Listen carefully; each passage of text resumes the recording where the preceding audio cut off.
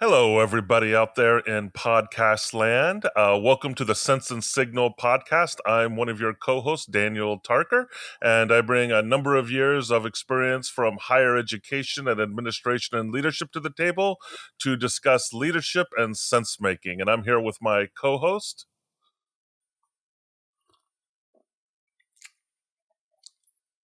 Jodah Jensen.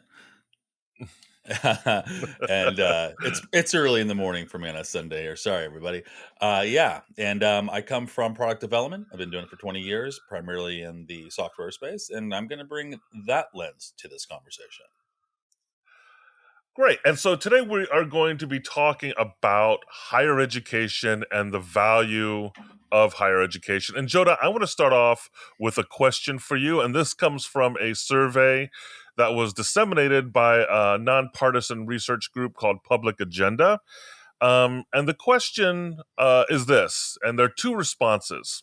Response A or response B. And so tell me which one you most agree with.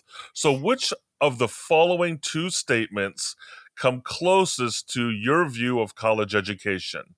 Answer A. A college education is a questionable investment because of high student loans and limited job opportunities. Or B. A college education is still the best investment for people who want to get ahead and succeed. So, which of those two statements would you most agree with, Jodah, A or B? Oh man, I got issues with the questions right now. Yep. There's language in each question that there's.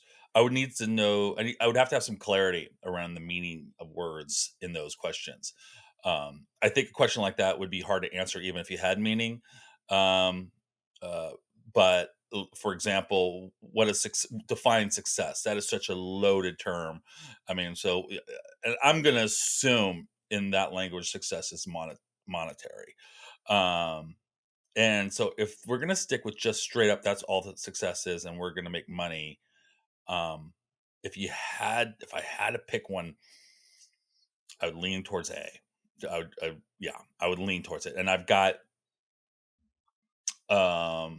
evidence on my side to support that, at least in my field.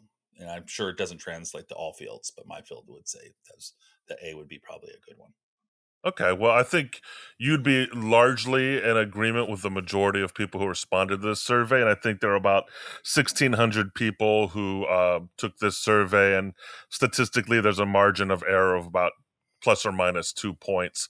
But about 51% of respondents overall agreed with you that a college education is a questionable investment because of high student loan debt and limited job opportunities.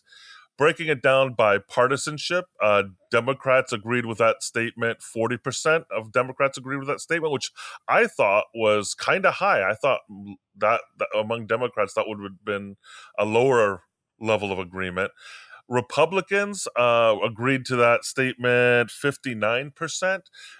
And again, that I found surprising too. I thought that would have been higher, like in the 70s or Interesting. so, but Yeah. it's only about 59%. And independents, 52% of independents agreed with that statement, the A statement. And then even more fascinating among young adults. So young adults 18 to 34 without degrees, 70% agreed with that statement or agreed with the A statement. And then young adults 18 to 34 with college degrees, 49, almost 50% of people 18 to 34 with college degrees surveyed in this sample agreed with that statement, which to me speaks volumes because those are the folks who got the degree, went out into the workforce, and still agree with that statement.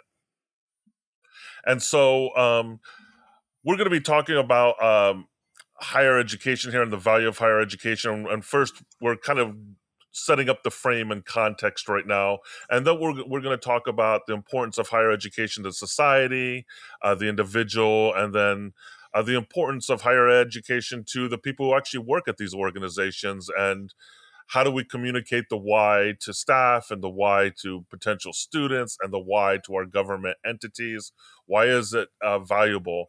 And this kind of goes back to our previous podcast which focused on the viral video from Sinek, who talks about the golden circle, in which there are three layers of questions, or three layers that we need to think about as organizational leaders. The what at the outermost layer of the circle, like what do we do?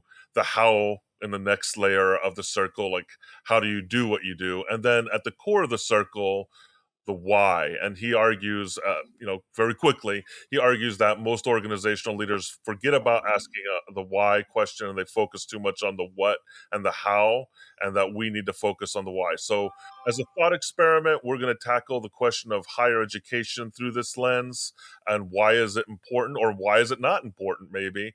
In terms of trying to dig to that core question of why for both the people who work within these organizations, the students that we serve, and overall society that higher education serves. So, what are your thoughts on that as we begin this conversation, Jodah? Yeah, I think that in, I think as a society, we're going to have to start asking some deeper questions around what an education means to people, or citizens. Uh, I think that the conversations that are had are all good. But I do think that they don't get into fundamentally the why of higher education and education, writ large. Um, y- you could probably go out and do a survey and ask people, what does education do for you? What's the point of education? And get a bunch of different answers. And you and I have talked about this many times. And you and I always lean towards, and this isn't about us, but I mean, you and I oftentimes lean towards, that it's a humanistic edification experience, or at least it was for you and I in certain areas. But there's also a very huge monetary aspect to the education. I think most people frame it in that area, which has led to a lot of policy decisions around, education. Again, and the entire spectrum of education, that money, making money. Is important. So I think, yes, I think asking the why needs to be brought up more around education. And in a weird way, what happens is you end up pointing fingers at society, right? You end up having, you actually critiquing society. So they're intricately related, integrated. And oftentimes, unfortunately for people, probably, because they don't want to admit this, or it's disconcerting, often political too. So it's problematic in those areas as well. Um, but yeah. Oh, and what was it that video that you shared with me, by that the interview of Anya? What is her name? Anya, Kamenetz, who I guess now is an education reporter for NPR. Uh, she, she said herself that, there's very little research on on efficacy of universities and education. She made the statement that they don't want to point that lens back at themselves. They'll do research on the healthcare industry, they'll do research on aerospace industry, but she said, there is not a lot of research in the way that you think, around the effects and efficacy of universities and how it affects society in total. So, yeah, why?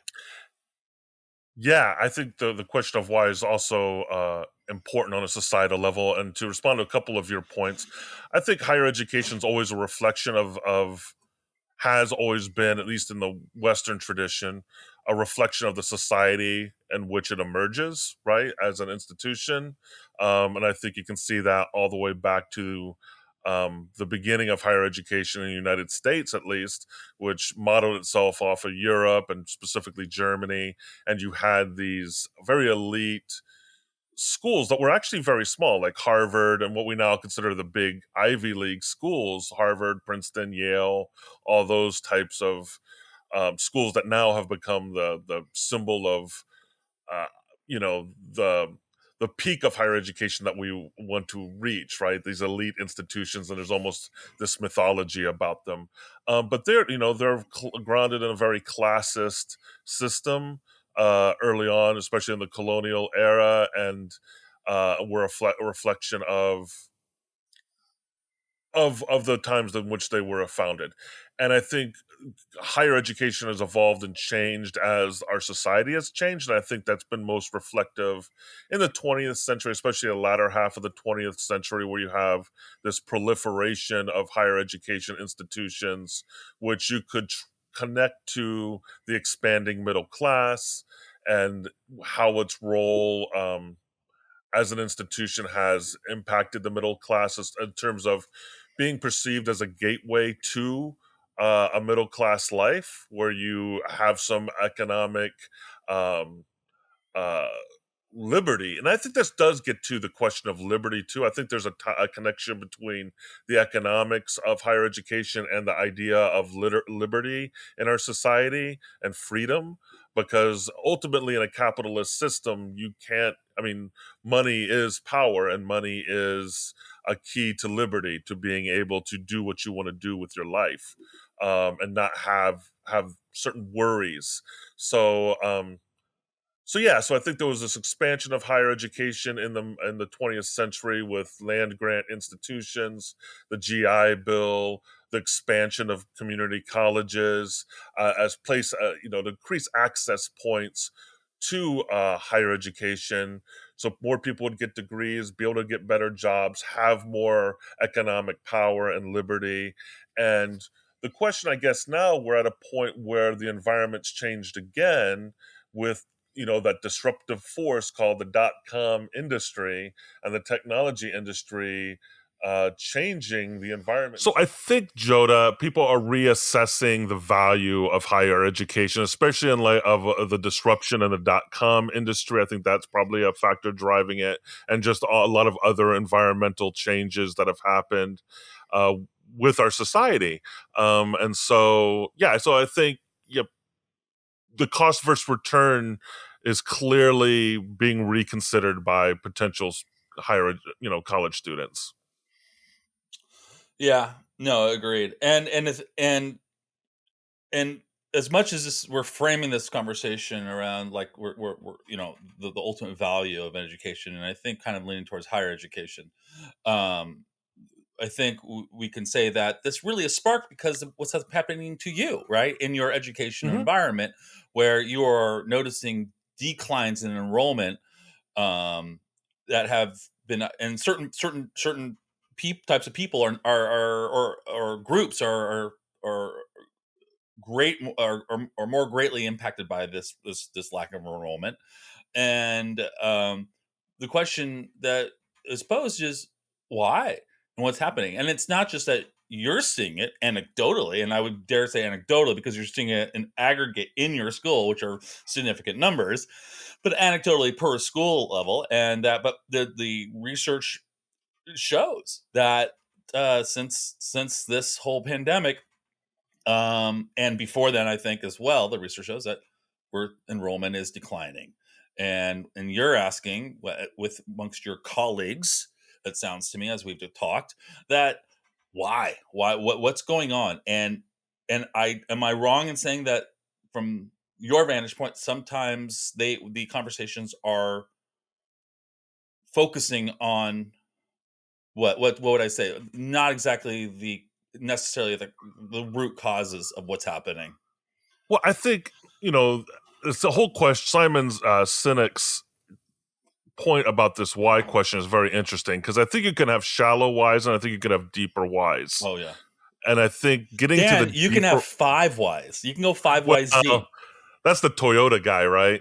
The guy who founded Toyota. There's only 5 Ys. I'm just saying, you're just gonna go 1, 2, 3. Go to, if there's no such thing as a sixth Y. You have to. I don't know. Wow. Maybe. I would say, well, 5 Ys, 10 Ys. I mean, however many Ys it takes to get to the core of the problem. And that's why I think going back to the idea of liberty and economics, I think that's probably drilling down to the deeper why to some level. But I think getting to the why takes time and space, and that we don't really have it in higher. I feel like most of the time in higher ed, at least I work in the community college sector. We're a 4-year institution now, but we're still fundamentally, historically, a community college. And so I feel like most of the time we're running around trying to put out fires, and everyone's exhausted after the pandemic. So nobody has time to really dig into the deeper questions of why as a community. So there's that, the time to ask the why.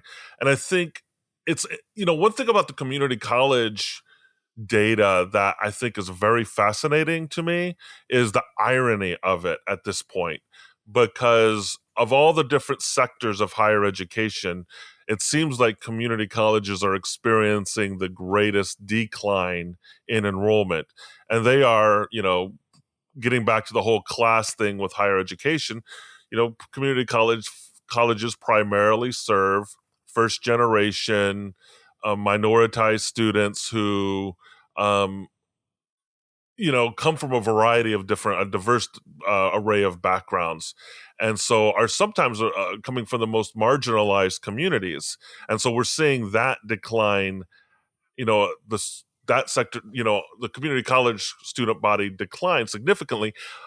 At the same time, when surveys are done around state support for higher education, it seems like the majority of the public are most excited or most animated around supporting community colleges as opposed to research institutions. So I'd say that's kind of ironic in the data that community colleges seem to have a very strong public support because of the populations they serve and the way they do that, and that the cost versus return is perceived as a good bargain. It's low tuition for the most part compared to universities with a higher potential payoff. As far as what it's going to do for you economically.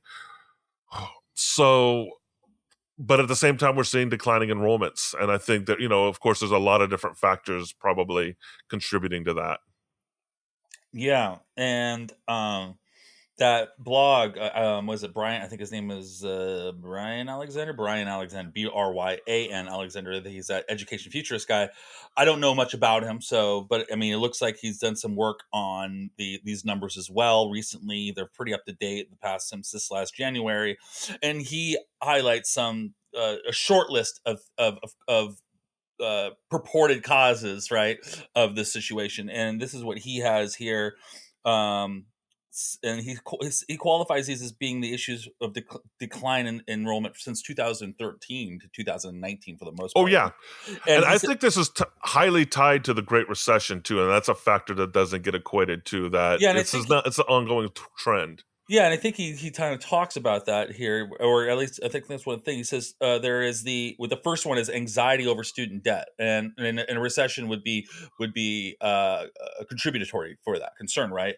Well, Demographic. yeah, and if you let me talk one point about that, because I think it's really important and key to the conversation, is that during the Great Recession, when state legislatures needed to cut costs, they cut in higher education and community colleges and four-year institutions. Once the recession was over, they never restored any of that money. And so you already had a crippled sector going into this economic boom time, where now they've had their budgets already slashed by the state, and now they're seeing the revenues decline because of enrollment declines. Yeah, yeah, and we can touch base on that more. And then there's the demographic transition producing fewer younger people. That's another Hmm. thing. Decline in immigration. So obviously, we've been servicing a lot of foreign students, and that's reducing. Rising political and cultural hostility to academia. I think that's apparent in today's political climate at times. Men avoiding education. This is something kind of you've sparked up, Dan. You've noticed in your numbers that men are choosing not to go, and there's reasons to that probably, and there's things that we don't understand. And the collapse of many for-profit institutions, which I think you've also brought up to me, and then the appeal of jobs which don't require post-secondary credentials, which leads to that kind of how we started this conversation off. That question you asked, that's one of the answers to A, and Hmm. so I think the key, what I'm trying to drive here, is that yes, this is this. I think it's a known that's a complex problem, but it's not always just necessarily driven by people's perceptions. It's driven by policy. It's driven by both socio and economic behaviors. The fact that people are having less kids that can affect the outcomes of schools as we move forward. That's you have fewer people in the world, you're gonna have fewer people going to school. So all this stuff can kind of get into the works and muddy the conversation, which, Dan, I think is like you said, this is a classic complex problem. So yeah. Yeah, there's a lot of different variables. They're interconnected. It is that shimmering landscape of complexity, for sure. And and the decline in population is really important to think about too, um, because getting back to the Great Recession, there was this baby bust, right? People stopped having babies during the Great Recession for economic reasons, and so we haven't those that generation of students is not college age yet. So we're going to be seeing another drop in the traditional college going age population soon as well. Are you Yeah, having discussions around that at school? I mean, are you guys talking about that? Is that not at my level. mm, And I do think it is, I feel like we're going through a period of retrenchment in higher education where, I think we're going to have some really existential questions. Again, getting back to the why do we exist? What purpose are we serving in society? What purpose are we serving to the individual? What purpose are we serving to ourselves? Why are we here as faculty and staff and administrators? um and so, because I think my gut tells me higher ed is going to have to reimagine itself for the 21st and 22nd centuries, right? Um, and we're still kind of grounded in a 20th, 19th century, maybe some people would argue even 17th century way of doing things.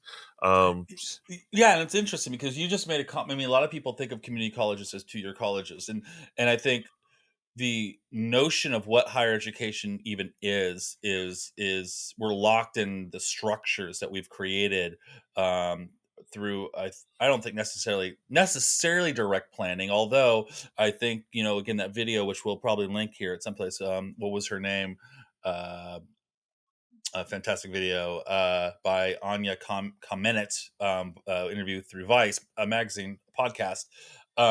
She, she does seem to suggest that there was some strategy around certain things, but I think there were emergent phenomena that occurred that were not planned or controlled, and so I think that because of this sort of organic growth of what our institutions are today, that we just sort of assume a structure that was planned or really well thought out, and not necessarily completely. And these are relatively new. These haven't been around for time immemorial, right? This is not biblical in nature. This is like recent structures, as you mentioned earlier in the conversation. And so it's hard for us to break our mental models of what education could be outside of this, like you just mentioned. Your school, community, you put a caveat, we're actually a 4-year school now. That breaks a mental model. Community colleges are always 2-year schools, and then you ask yourself, well, why can't it be a 6-year school or a 10-year school, or why even have years added to schools? Why even frame it as such? And then you can really start to rethink what schools are if you are able to sort of break the notion of what we have now. And I think it begs the question, what is the notion that we have now? What is it serving? Because it's probably serving something, right? Probably some sort of power structure. I'm not sure what that is exactly. I'm sure we can delve into it at some point in time if we want to. But yeah. yeah, and I think, when I was thinking about this conversation earlier today, one thing, from a complexity point of view is I think there's a lot of diversity in higher education. And it might even be better to focus on each sector individually, right? Because I think the community college sector is much different than the higher end research. I hate to put it in a hierarchy like that. Than the research institutions, right? Those big research colleges and universities. Because a community college has a very different focus. It's more focused on teaching and serving underserved populations. There's probably a stronger social justice mission, I'd imagine. in the community college sector than at an elite institution. That's focused more on research and maybe even does have faculty in its ranks who do perceive themselves as gatekeepers. That they want to make sure that only the best and brightest are coming through their corridors and their gateways to um, continue research or go into the medical fields or the scientific fields.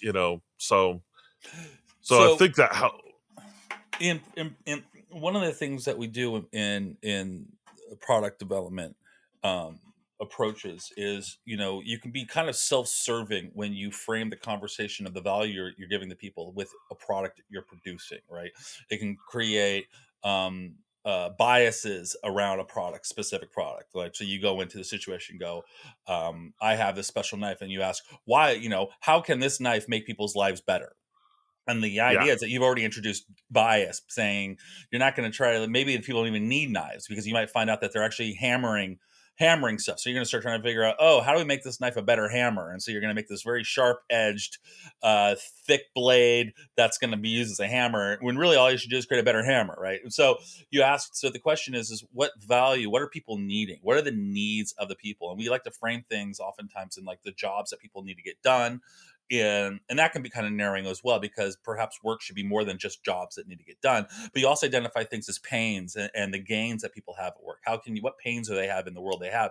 So I would suggest that when talking around this education space, that instead of framing it in the structures that we have already, although we can definitely lend some of the language, because those are the parts and the pieces that we have. But again, the question is like, instead of saying, hey, silicon, instead of saying to your colleges it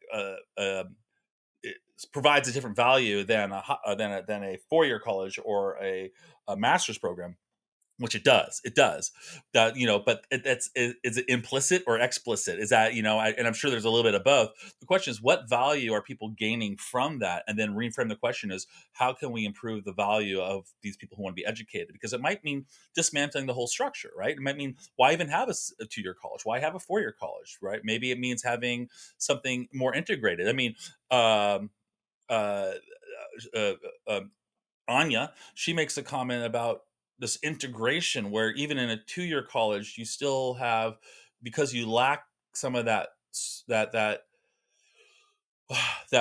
that communal aspect that you get from the higher educations, that these higher educations open their doors to, I think that's what she was mentioning, or something like that, to all education levels, so that everybody can have that communal sisterhood, brotherhood relationship, where the bonds can occur, right? Because the commuter schools, you don't get some of that, and that, some would argue that there's value into that. But I'm going into specifics here, but I'm thinking, instead of like framing it around the parts we have, maybe what we ought to start doing is looking at, what do people need today to be better human beings, to be happier human beings, and provide to a society? And again, I think you and I have discussed this. And one last thought, as I droll on forever, is that I think the question goes back to, what kind of society do we want to be living in? I do think it Well, goes back.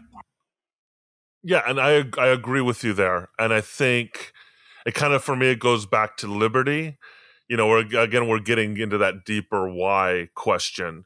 Why should students come to, and I'm willing to frame this just around community colleges for now, because I think that will help narrow our focus on this discussion. So why should students come to a community college? And I think the deeper questions around liberty, which is tied to economics, is really important. And then what social function does a community college serve, to the society at large? And I think, again, I have a bias, right? Because I work in a community college and I see the students that we serve and the staff and faculty that serve those students, and are part of conversations around what we hope the impact is. And sometimes we see the examples of the impact when someone does transition from their community college studies to a job in the industry that they want to go into. Or transfers to a university, and whatever their goals are. So I do think getting to the that core, that core question about what is the value is important. And I think, again, I have to come back to, you said, you used the word happiness. And so I think there's, what is happiness really? And what is the difference between happiness and having a meaningful life? Which one is, and are they tied together? Right? Because again, within our system, to have a meaningful life, and which I think having a meaningful life is, you need to have a meaningful life in order to have a happy life, or what we might define as a happy life, right? And in order to have a truly meaningful life, you need to have economic liberty, right? If you're working 5 jobs and making barely enough to scrape by, you don't have enough time to really construct meaning around your life or pursue things that will give you happiness. Um, and so your life, yeah, so you're going to have a limited opportunities in your life to pursue happiness and meaning. And so by going to, say, a community college where there's a low point of entry, right? Low barrier to entry, because there's still open access institutions, so anybody can go. That you go there, you can get a degree or a certificate, or stacked certificates, where you get a series of certificates that add up to something. And that's kind of a new innovative kind of badging kind of approach to education that needs to be explored more. But you do these things, and then the ideal is that it will open up opportunities for employment that will make you more money than you would have had without that 2-year degree or certificate. And then you you have more money, and then you have more opportunity to pursue the things that make life worth living, right? Beyond the workplace. Because ideally, you want your workplace to be a place that you want to work in too. And that's because we spend so much time there. But that's a whole nother conversation. You're muted. Thank you, sir. I mean, just the language that you've used, and the things you said, and bring up a lot of concepts or questions around, the value of an education to a person, and what is it values, and I watched Dan Crenshaw in an interview, who is for those who don't know, I think he's a Republican War veteran, congressman, right? war veteran. I think he's a He's the guy congressman. with the patch, right? At the patch, yeah, and he was being interviewed, and he was talking about education. He was really poo pooing over, from what I remember, humanities educations and things like that. He was really strong on, there's colleges should be accountable for basically being able to put people in the workforce and having them make money.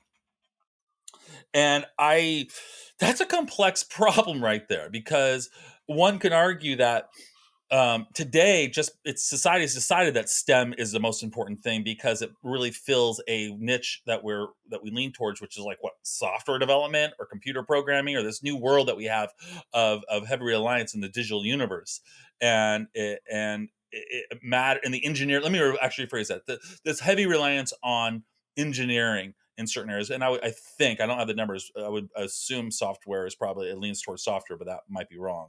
It's a lower barrier entry than being a rocket scientist, I would say. So maybe it's probably true. But I would disagree with his assessment, personally. And should people disagree with his assessment? I mean, he makes a statement that he states it in almost a factual way, because in a world that we live in today, it is kind of factual that's the way it should be.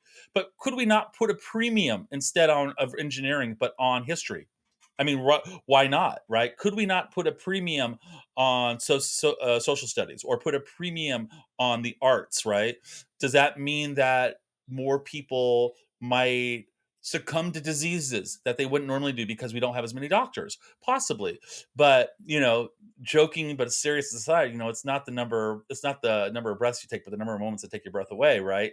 One can argue. So the quality of life question. And so it's about value, what we want as a society, and then education feeds into that value. So in a weird way, the value that education should give you should be feeding into what the values of society that we decided we want from our people, from us. And right now, what we're saying is that you are potentially just a mechanical cog in a machine producing profits for companies. Is that what we want education to be? Is we even want it to lean on that? In this world, we have to do that, right? Because that's what it's structured. If you don't do that, then we've seen the homeless problem out there. People who are just kind of, not participating in the world as we know it. It's a big issue right now. So and fueled by a lot of different factors. yeah, I'm just saying it's a huge. Yeah, no, I don't know what. Yeah, I don't want to touch that. Not yet, at least. But That's a no, whole different conversation. yeah. Yeah. But my point being is that we are seeing this whole other society that's not contributing now in a world that's set, the tone that's set. And so the question is like, I really again go back and lean. So the value of what school is and what a person's takeaway is from school really should match to the question of what we want our society to be. And I think we've made our decision, and that is that you are part of a machine, and that you do just pick the right path of the direction that the economy wants to go, get a job in that, and go and do your job. And because that was the point, to drive this mechanism, this machine. And I don't feel like there's any question around human edification, being a person, being part of a society, caring about history. I would argue it's becoming almost looked down upon at times, because of all this misinformation and disinformation, the way we But think. I got a couple responses, right? So I think the ascendance of STEM as the primary driver of higher education, or primary focus of higher education, we can trace that back to World War II, and that really comes out of the atomic bomb and the Department of Defense realizing, oh, we can pay all these scientists, who are studying quantum physics and physics in these institutions, can actually help us with defense. They built this bomb, we dropped it on Nagasaki and Hiroshima, So it's driven helped by end the war. military needs, basically.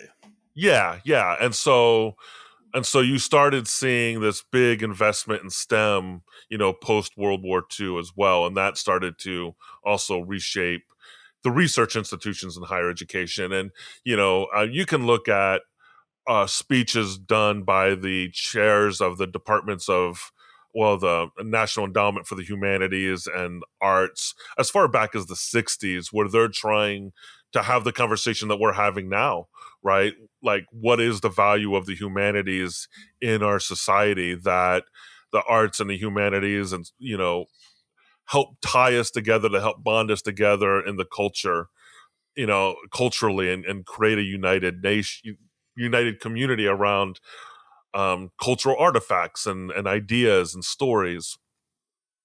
So there's that. And so I would argue it's been such an ongoing trend. I mean, I've been watching lately, oddly enough, I've been watching some old episodes of All in the Family, which is an interesting show for those kids out there listening. All in the Family was a show in the 1970s that had a character by the name of Archie Bunker, who was this kind of old bigoted guy, and he was living with his wife and son-in-law and daughter, and his son-in-law and daughter were kind of like the Son-in-law is Rob Reiner. Rob Reiner played the son-in-law, and he's Rob Reiner, for those of you who know, is a famous director now. At the time, Rob Reiner and his the wife character, or the Archie Bunker's daughter's character, they served as Archie's foil, right? They were the voice of liberalism and progressivism, and Archie was kind of, what we might characterize as a Trump voter today, right? In a stereotypical way, that he's kind of the low educated, working class, blue collar kind of guy who has a lot of mythical ideas in his head that are largely bigoted.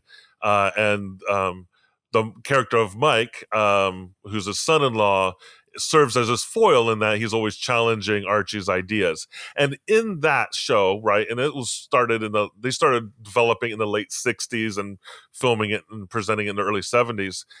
That tension between working class perceptions of higher education and the college perspective or the college educated perspective was there as far back as that, right?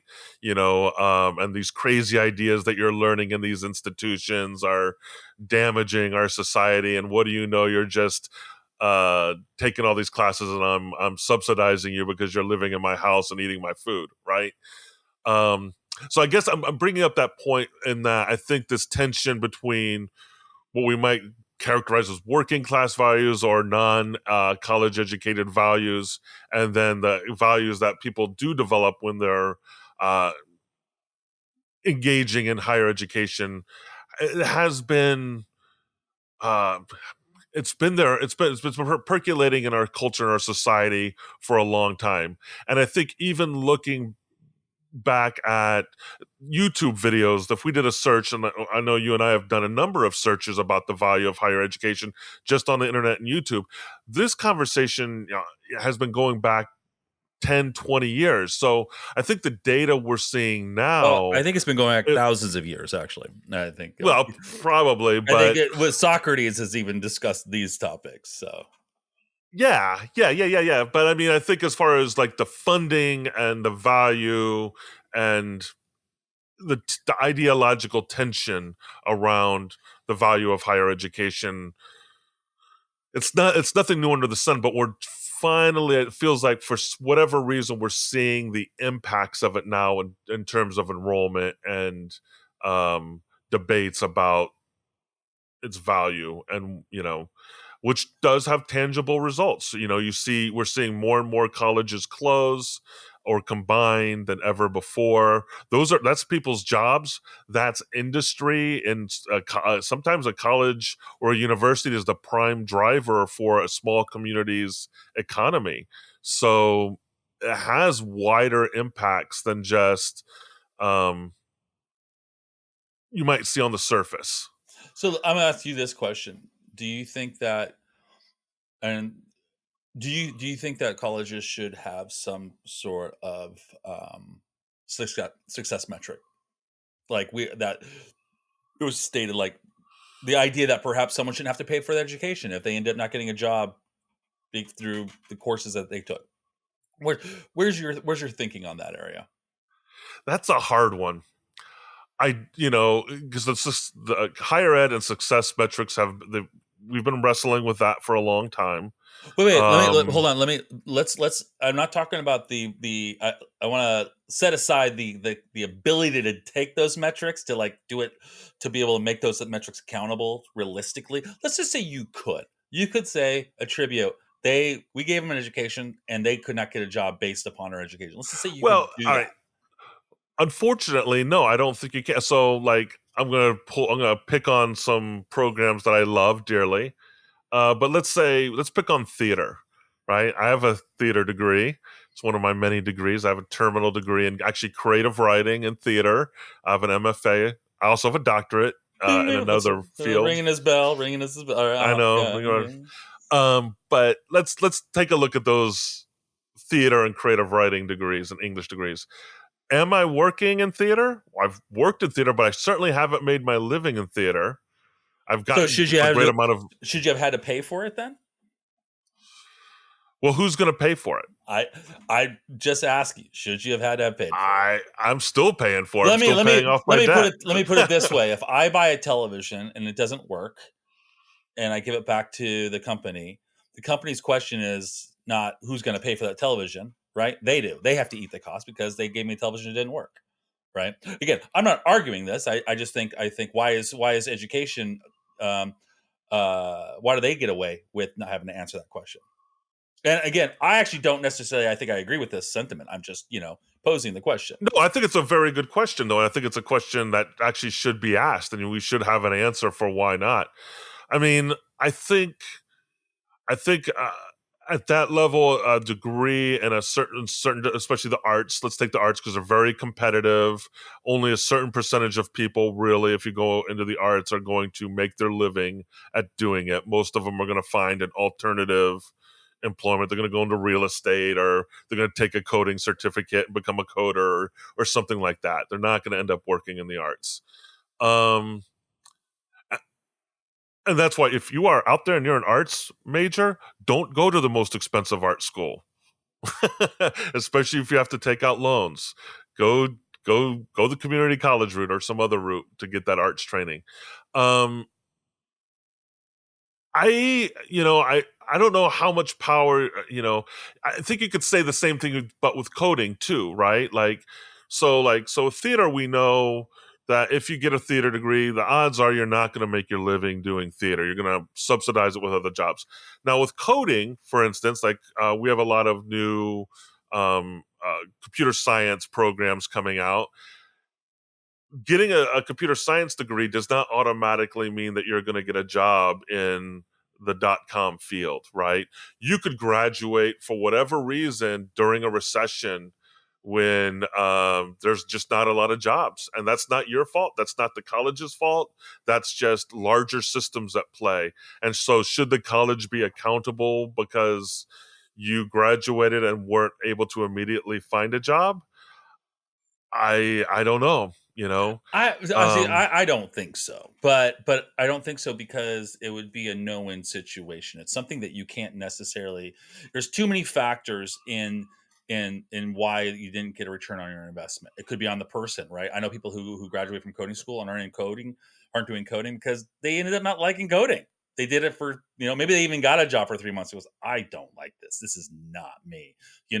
Are you gonna what, go, hey, buyer's remorse, hey, school, I took this course, don't like it, I want my money back. I mean, you can do that with television, Amazon, TV didn't work for me, oh yeah, here's your money back.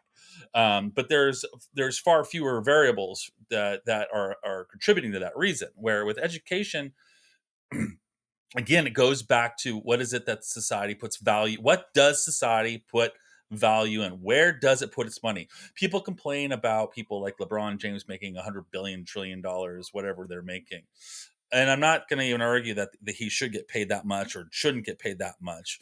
And I think that there's a vulgarness of all this riches up there, where there's all these people down below who could use that money in ways to get them out of their holes.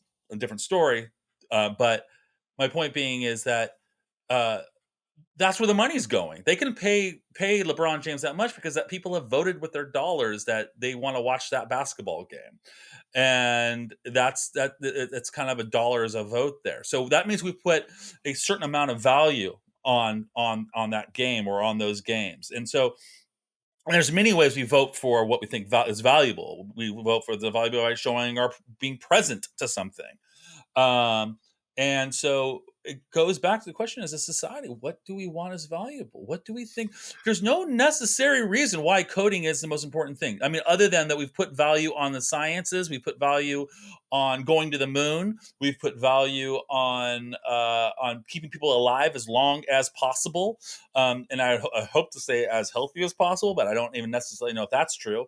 But and that doesn't have to be that way. I'm not saying it No. shouldn't. We could put value on, what people should know about the past. That's premium, and just create education centers and history businesses where people go and buy history, and it doesn't just, it's not just emergent, it's directed. And so I think people Well, should realize. I agree with you, and I think that has been a part of the ongoing debate around the value of higher education for a long time, right? Ideally, I think a university degree, especially, and a community college degree too. The idea has always been that you're helping democratize society by creating more well-rounded human beings that do have a sense of history, have a sense of the humanities as well as the sciences But that's an and the elitist thing in arts. today's world, though, right? I mean, that's elitism and I mean that literally. I'm saying that in the sense that you could get a history degree, but that really is the realm for people who don't need money, right? Because if you get a history degree, your I avenues of don't know. I mean, your what about avenues of transferable success. skills?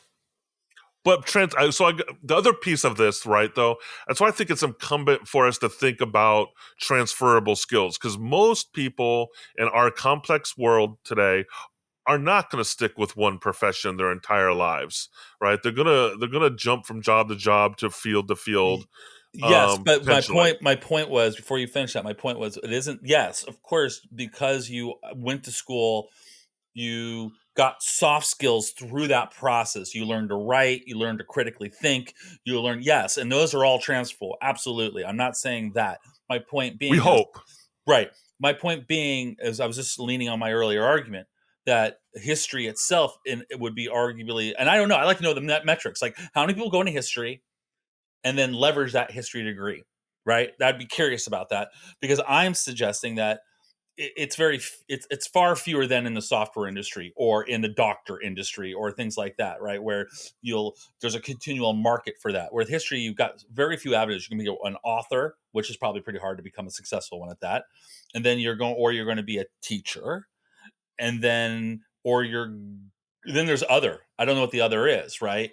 And so Maybe my research. I'm just saying, like, what if, there are these classes? Yes, we as a society go, oh, there's value in people knowing about history. There's value, but we really don't put our money where we don't put our money where our values are in that picture. So yes, you get your history degree, and yes, you might end up becoming CEO for some pharmaceutical company. Absolutely, it's possible. But my point is, like, but you didn't become a history degree because there were no jobs for history. And that's my point. Well, yeah. I mean, coming from a humanities and arts background, I would say, like, at least in the arts and humanities, I would probably even say the social science fields, like, your bachelor's is just a bachelor's. It's just a signal that you were able to complete that 4-year degree and graduate. And should it be that Um, way? I don't know. But that's what it is. I mean, you're not necessarily going to get a job with that bachelor's degree in the Because arts of and the bachelor's humanities. degree, you mean? Yeah, yeah, yeah. For Yeah, sure. yeah, yeah. I mean, it in itself's not, and one could say that about any degree. The degree in itself is not going to get you the job, right? It's usually going to be work experience I don't know. coupled with the degree. Yeah, I mean, I've had firsthand experiences that, like, masters and PhDs, um,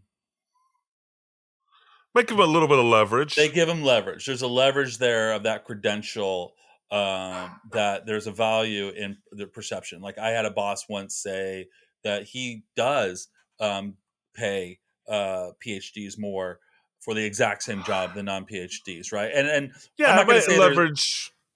yeah. But if you So don't have the work experience to get through the door, you're not the degree in and of itself is not going to do much for you. yeah, I think what my argument is, I'm kind of agreeing with you, but I'm also saying, is that right? Is that pro? Because is that good? Because one of the statistics was that fewer people are getting their 4-year degree, but more people are actually getting their master's degree statistically, and masters, and that's suggesting that the 4-year degree is being perceived as not that valuable, and that really, if you're going to go for an education, you got to at least go for the master's.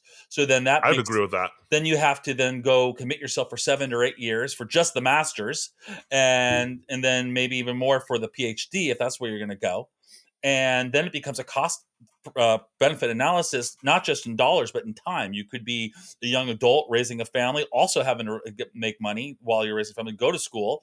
Not everybody has family that can support them, or be lucky enough to live at home, or whatever the situation is. So I think the question goes back: should bachelors be so useless on some level? Maybe it shouldn't be, and again, I go leans back to that question A, and maybe we can circle back to that. I'm not saying it should be. I think college should be very valuable. I think college should be integral. It should be kind of like a rites of passage. I really do. I think college should be a rite of passage, like the military or we have today in certain groups in this country. I think people should go through that process, and it should be slightly formalized, and it should map to the values of what we think of a society should be to some degree. I think so, but Machiavellian perspective in the world we're in, your question I find more valuable, because I can go pay $18,000 to a coding camp and walk out and make $120,000 a year in 6 months, more very likely, or I can spend 9 years, getting a PhD, going broke, going into debt, and maybe that PhD was in, short of being a heart surgeon, but education, right? I don't know, and making less than that, perhaps. Oh So yeah, there is a serious cost to benefit ratio that makes I think in today's world, if you're basing it on money, and like you said, we see money as a road to victory for happiness, to which liberty, to I which, liberty. which I'm not a supporter of. I'm not a big fan of that, but that's the world we live in, per se. So No, it's a very capitalist ideal, right? yeah, I mean, yeah, idea. yeah, But yeah. I mean, So I think we live in a. I mean, I'm not going to get into the Marxist no, capitalist no, no, debate no, right here, no. but we live in a capitalist society, and if you're going to play the game, and I work in higher ed, so I'm probably not playing the game very well. I don't, I don't make a lot of money comparatively to the people in other industries who would have Yeah, the yeah, same job title. So, but I'm just putting myself in a student's shoes. If I'm playing the capitalist game and I'm doing that decision making process, I would agree with the A assessment that there's the debt versus what I'm getting in return ratio, especially for certain programs, it's just not there anymore. And I think higher ed has to rethink what it's doing um, overall, because I do think it does come down to an issue of liberty and how do we help people self actualize and achieve the highest level of liberty they can possibly attain, through education. Um, and the world sometimes complicates that that that issue, right? That question. yeah. So I think we solved the problem, No, as no, we usual. did not. Oh, we So did. this will be an ongoing discussion.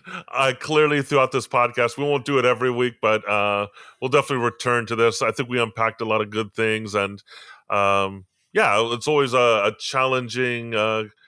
These are challenging topics we're trying to deal with, and I don't think in try to make sense of. But I think at the end of the day, the Simon Sinek point about why is a good question, I think, and how difficult answering that why question is, given, especially when you're dealing with complex organizations and situations in complex environments. I agree. All right, everybody, tune in next time. Or not. Or not. Or Are you not, are you but are you awake? Hello, anybody out there? are you awake? If you are awake, I would encourage you to click on the subscribe button if you're watching on YouTube. Click on the bell if you want to get an alert about our next podcast drop. And then also like this, so it impacts the algorithm and more people can be access our wisdom. If you Or lack are on thereof. other or lack thereof, and leave comments. Disagree with us. This is a conversation. We're looking to have a conversation, so engage with that. We have a Facebook page called the Sense and Signal Facebook page. You can join that, and also we'll be getting on other social media platforms as the time comes, as time moves on, and we finish getting this thing developed. But yeah, give us feedback and make some comments on this video or the comment section wherever you're listening to this podcast at, or on Spotify or Apple or whatever.